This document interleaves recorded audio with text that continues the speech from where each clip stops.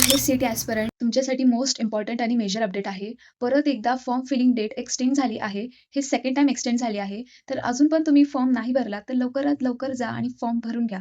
तर काही स्टुडंट असे असतात, जे एम-एस-टी, सी-टी, पी-सी-बी, पी-सी-एमचा फॉर्म भरतात, पण एम-एस नर्सिंगचा फॉर्म भरायला विसरून जातात.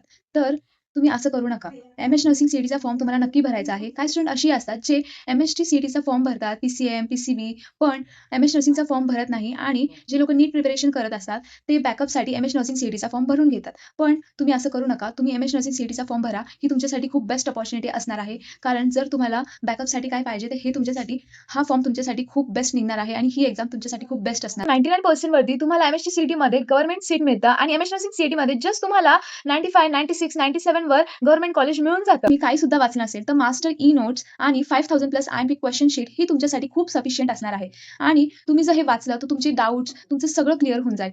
In fact test series, master e notes, 5000 plus IMP question sheet ही कुठले तुम्ही बुक्स वाचले नसाल, ज्यांना थेअरी करायची आहे, त्यांच्यासाठी सक्सेस मंत्रा गाईड ही खूप सफिशियंट आहे. हे तुम्ही एक्झामच्या अगोदर तुम्हाला हे काहीही करून एक्झामच्या अगोदर वाचून जायचं आहे. हे 4 बॅचेस तुम्हाला पर्चेस करायचे आहेत आणि हे कसंही करून तुम्हाला एक्झामच्या अगोदर वाचून जायचं आहे. हे सगळं कसं पर्चेस करायचं हे तुम्हाला व्हिडिओच्या लास्टला कळेल. असेल तर तुम्हाला फॉर्म भरायचं कसं हे समजत नसेल, तर आपल्या चॅनलवर त्याचा पूर्ण व्हिडिओ आहे. जाऊन लगेच चेक करा. फॉर्म कसं भरायचं स्टेप बाय स्टेप सगळं समजवलं आहे. टायटलवर क्लिक करा आणि क्लिक करून पूर्ण व्हिडिओ चेकआउट करा. तिथे पूर्ण गोष्टी समजवल्या आहेत.